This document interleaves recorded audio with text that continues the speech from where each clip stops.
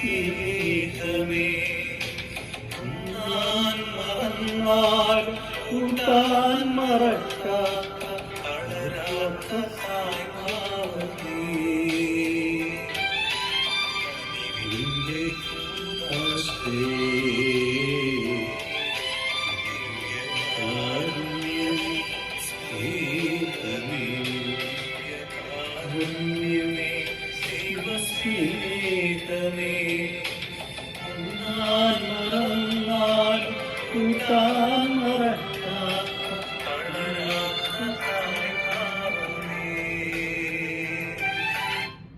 പരിശുദ്ധ പരമദിവ്യകാരുണ്യത്തിന് എന്നേരവും ആരാധനയും സ്തുതിയും പുകഴ്ചയും ഉണ്ടായിരിക്കട്ടെ.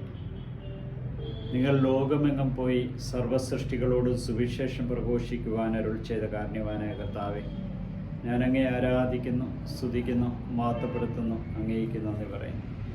നിന്റെ കാരുണ്യവും നിന്റെ സ്നേഹവും നിന്റെ ചൈതന്യവും ഓരോ നിമിഷം അനുഭവിച്ചറിഞ്ഞുകൊണ്ട് നിന്നെ മഹത്വപ്പെടുത്തുവാൻ ഞങ്ങളെ വിളിച്ചതിനെ ഓർത്ത് നന്ദി പറയുന്നു.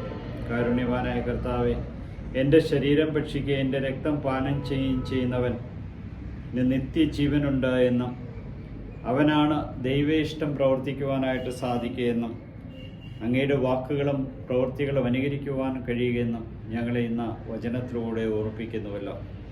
കാരുണ്യവാനായ കർത്താവെ, യഹൂദർക്ക് മനസ്സിലാക്കുവാൻ പറ്റാത്ത ദുർഗ്രഹമായ വചനങ്ങളാണ്, തമ്മിൽ തർക്കമുണ്ടാക്കിയ വചനം.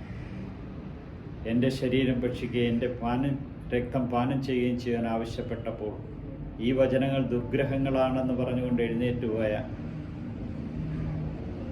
ജനക്കൂട്ടത്തെ അങ്ങൊരിക്കലും തിരിച്ചു വിളിച്ചില്ല എന്നറിയുന്നു. കുർബാനയുടെ വിലയും വലിപ്പവും അതാണ്. മനസ്സിലാക്കുന്നവർ മാത്രം മതി നിൻ്റെ കൂടെ എന്ന് നീ പറയുന്നുവല്ലോ.